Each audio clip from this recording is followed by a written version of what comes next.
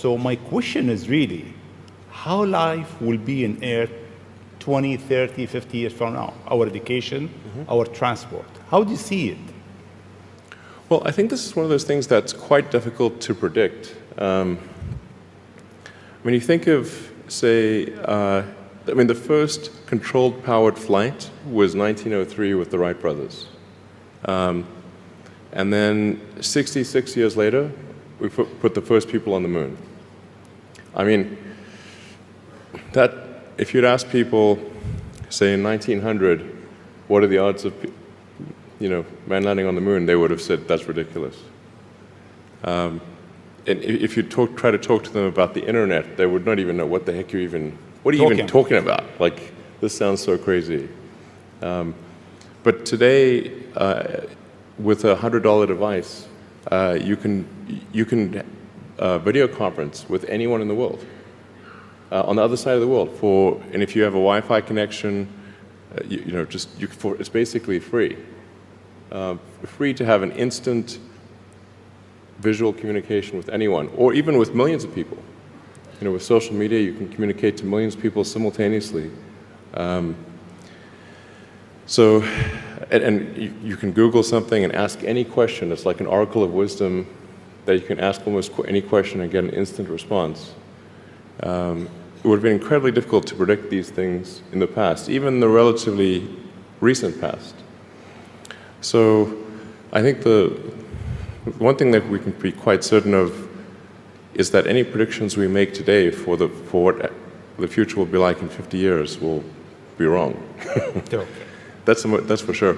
I mean, I think directionally, I can tell you what I hope the future has, as opposed to maybe what it will be, because this may just be wishful thinking.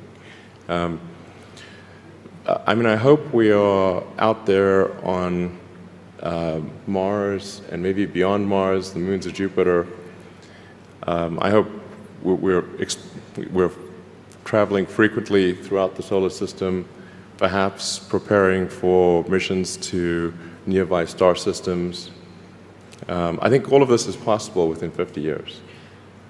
And I think that would be very exciting to do that. And I think we'll see autonomy and artificial intelligence advance tremendously. I think that's actually quite near term.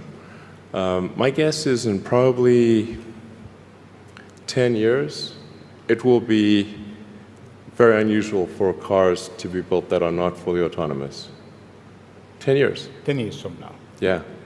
I think almost all cars built will be capable of full autonomy in about 10 years. As it is, the Tesla cars that are made today have the sensor system necessary for full autonomy, and we think probably enough compute power to be safer than a person.